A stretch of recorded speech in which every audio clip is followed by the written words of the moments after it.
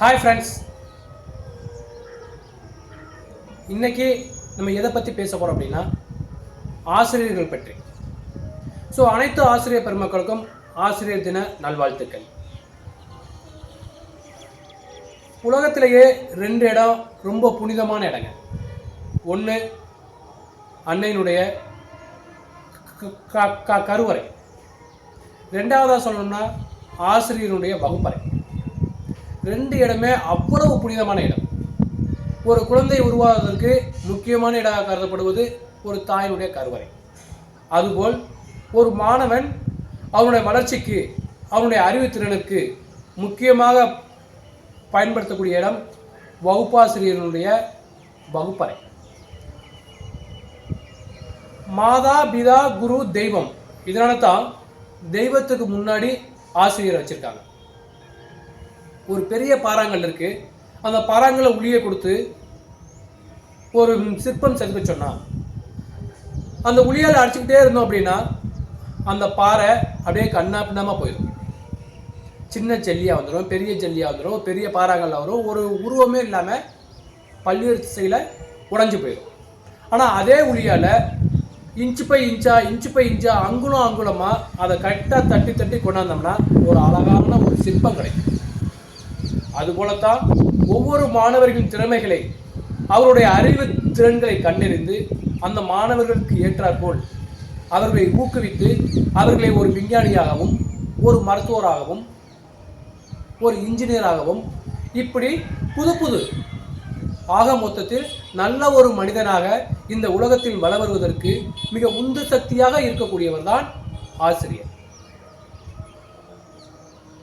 தன்னுடைய வளர்ச்சியை மட்டும் பார்க்காமல், எப்படி ஆசிரியர் என்பவர் தன்னலன் கருதாமல், அதாவது அவருடைய சுயநலத்தை மட்டும் எப்பவுமே பார்க்க மாட்டாங்க, மற்றவர்களை எப்பவுமே ஊக்குவித்துக் கொண்டே இருப்பார்கள்.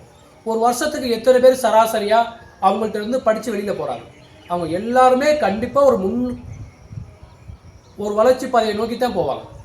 அதற்கு ஒவ்வொரு ஆசிரியரின் பங்கு என்பது இன்றியமையாததாக இருக்கும். அதாவது ஒரு ஏணிப்படி ஏறுறோம்ல, ஒவ்வொரு படி ஏற ஏற பின்னாடி இருந்து ஊக்கப்படுத்தி கொண்டு இருப்பவர் தான் ஆசிரியர். ஃபார் எக்ஸாம்பிளாக சொல்லணும் அப்படின்னா, ஒரு பள்ளியில் ஒரு ஆசிரியர் பாடம் நடத்திக்கிட்டு இருக்காரு, ரொம்ப சின்சியராக பாடம் நடத்திக்கிட்டு இருக்காரு.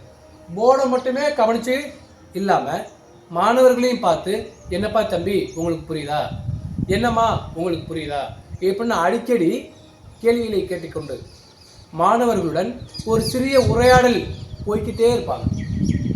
அவங்க பாடம் மட்டுமே நடத்த மாட்டாங்க, மாணவர்கள்ட்டையும் உரையாடிக்கிட்டே இருப்பாங்க. அந்த மாதிரி ஒரு நாள் கிளாஸ் எடுக்கல, ஒரு மாணவர் மட்டும்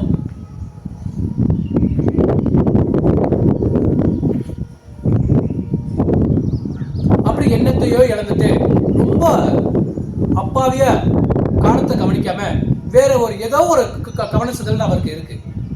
அதை புரிஞ்சு கொண்ட ஆசிரியர், தம்பி இங்க வா, என்ன உன் பிரச்சனை, இப்போ நான் நடத்துறது உனக்கு புரிஞ்சா புரியலையா?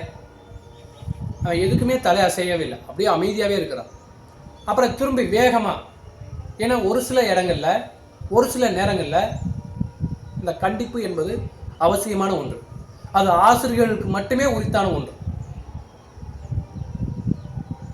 அப்படி கேட்கையில் அவன் பயந்துக்கிட்டு, சார் எனக்கு எங்கள் அப்பா வாட்ச் வாங்கி கொடுத்தாங்க சார், அந்த வாட்சை மிஸ் பண்ணிட்டேன். வாட்சை மிஸ் பண்ணிட்டியா? சரி, வாட்ச் எங்கே கையில் தானே கட்டணும். இல்லை சார், நீங்கள் திட்டுவீங்கன்னு பயந்துக்கிட்டு நான் பேக்குக்குள்ளே வச்சுருந்தேன் சார், ரெஸ்ட் ரூம் போயிட்டு வரல, அந்த பிரேக் டயத்தில் பசங்க யாரும் எடுத்துட்டாங்க சார் அப்படின்னு சொல்ல.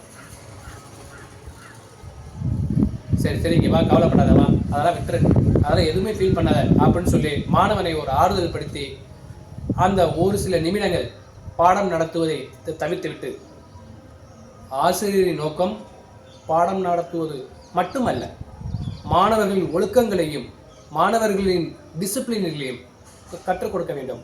அந்த விதத்திற்கு எடுத்துக்காட்டாக அனைத்து மாணவர்களையும், தம்பி இன்னைக்கு வாட்ச் கொண்டு வந்திருக்காப்புல, கட்டலை, பிரேக் டயத்தில் யாரும் எடுத்துட்டீங்க, அதனால எல்லாரும் ஓரமாக லைனில் நில்லுங்கன்னு சொல்லி எல்லா மாணவர்களையும் ஓரமாக நிற்க வைக்கிறாங்க. ஆனால் ஒரு கண்டிஷன் போட்டார், எல்லா மாணவர்களும் கண்டிப்பாக கண்ணை மூடிக்கொள்ள வேண்டும் அப்படின்னு சொல்லிட்டாங்க. அப்போ எல்லாரும் இப்படி கண்ணை மூடிட்டு அப்படியே லைனில் போகிறாங்க. ஆசிரியர் வந்து ஒவ்வொரு பையன் அப்படியே செக் பண்ணுறாரு. அப்போ அந்த வாட்சை எடுத்த பையனுக்கு வந்து மனசெல்லாம் அப்படியே இதயம்லாம் அப்படியே ஒரு படபடப்பாக அடிக்க ஆரம்பிச்சிருச்சு.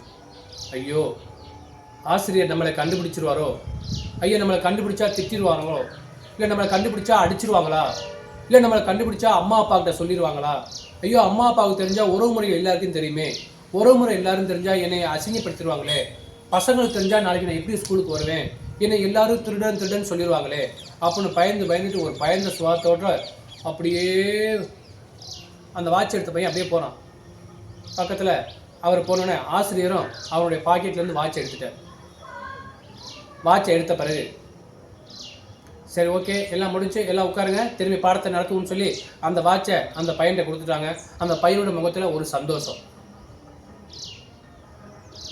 ஆனால் எடுத்த பையனோட மனசு எங்கேயோ ஆசிரியர் நம்மளை கூப்பிட்டுருவாரோ அப்படின்னு அப்படி பம்பி அப்படியே உட்கார்றாப்புல. பயந்துக்கிட்டே இருக்காப்புல. நாட்கள் ஓடுது. ஆனால் ஆசிரியர் கேட்கவே இல்லை. சரி நம்மளை தான் ஆசிரியர் பார்க்குறாரா என்னம்னு அங்கேயே திரும்பி பார்க்குறாப்புல. ஆசிரியர் எதுவுமே கண்டுக்கலை. எப்படி ஆசிரியர் அந்த பையனை எதுவுமே கண்டுக்கலை. ஆனால் இவனுக்கு உறுத்தல் இருக்கு. இவன் தான் எடுத்தாங்கிறது தெரியும், இவன்கிட்ட தான் பாக்கெட்டில் எடுத்தாங்கிறது தெரியும், நம்மளை கூப்பிட்டு கண்டிப்பாங்கன்னு பார்த்தாப்புல கண்டிக்கணும். அதை அப்படியே விட்டுட்டாங்க. இப்படி சில வருடங்கள் போயிடுச்சு. பள்ளியை விட்டு வெளியில் போயிட்டாப்புல. ஸோ அந்த பையனும் கொஞ்சம் கொஞ்சமாக வளர்ச்சி அடைஞ்சு ஒரு முக்கியமான கட்டத்தில் ஒரு 10 வருஷத்துக்கு பிறகு ஒரு முக்கியமான ஒரு ஃபங்க்ஷன் நடக்குது. அந்த ஃபங்க்ஷன் நடக்கையில் யதார்த்தமாக அந்த ஆசிரியர் சந்திக்கிறாங்க. ஐயா வணக்கம் ஐயா. சார் குட் மார்னிங் சார் அப்படின்னு அந்த ஆசிரியர்கிட்ட வணக்கம் சார். ஓகே சார் வணக்கம் சொல்கிறாரு. நீ யாரும் தெரியல பார்ப்பனார். சார் நான் இங்கே நம்ம ஸ்கூலில் தான் சார் நான் 6ஆம் வகுப்பு படித்தேன். 6ஆம் வகுப்பா? எந்த கிளாஸில் படித்த, எத்தனை வருஷம் அப்படின்னு கேட்குறாரு. அப்போ அந்த வருஷத்தை மென்ஷன் பண்ணி இந்த மாதிரி நான் 6ஆவது படித்தேன் சார். அப்போ இந்த மாதிரி ஒரு ஃபங்க்ஷன், இந்த மாதிரி ஒரு இன்சிடென்ட் நடந்துச்சு, நீங்கள் எங்களை எல்லாம் கூப்பிட்டு கண்டிச்சிங்க, நான் தான் வாட்சை எடுத்தேன். ஓ அந்த பையனா நீ, வா வா வா வா வா அப்படின்னு தட்டி கொடுக்குறாரு. சார் என்ன சார் உங்களுக்கு ஞாபகம் இல்லையா, நான் தான் வாட்சை எடுத்தேன், ஆனால் என்னை நீங்கள் கூப்பிட்டு கண்டிப்பீங்கன்னு பார்த்தேன், ஆனால் என்னை நீங்கள் கண்டிக்கலை, அது என் மனசில் ரொம்ப உறுத்தலாகவே இருந்துச்சு சார், ஆனால் என் பாக்கெட்லேருந்து நீங்கள் வாட்சை எடுத்தீங்க அப்படின்னு சொல்கிறாப்புல. சரி பா அதெல்லாம் மறந்துடு, இப்போ நல்லா இருக்கீங்களா, ஓகே ஓகே அப்படின்னு ரொம்ப நல்லா விசாரிச்சுக்கிறாங்க. அப்போ அவர் சொன்ன ஒரு தகவல், நீங்கள் எப்படி எல்லாரும் கண்ணை மூடிக்கிட்டு லைனில் நின்று வந்தீங்களோ அதுபோல் நானும் கண்ணை மூடிக்கிட்டு தாப்பா நான் எடுத்தேன், எந்த மாணவர்னு எனக்கு தெரியாது.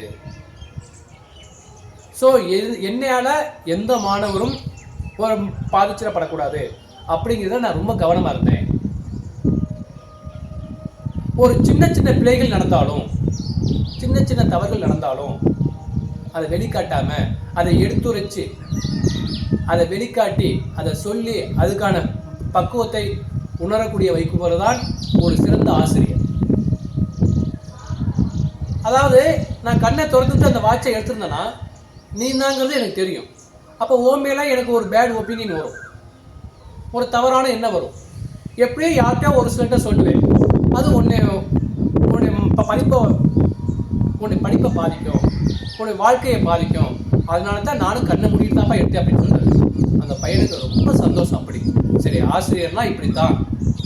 ஸோ இதுலேருந்து நம்ம என்ன தெரிஞ்சுக்கிறோம் அப்படின்னா, ஒரு ஆசிரியர் என்பவர் பாடம் நடத்துவது மட்டுமல்ல, ஒருவரை ஊக்குவிப்பதிலும் ஒருவரை வாழ்க்கையில் முன்னுக்கு எடுத்து செல்றதுலையும் ரொம்ப முக்கியமாக கருதப்படுறது ஆசிரியர். அதனால் ஆசிரியர் பெருமக்கள் அனைவருக்கும் மீண்டும் ஒரு முறை ஆசிரியர் தின நல்வாழ்த்துக்கள்.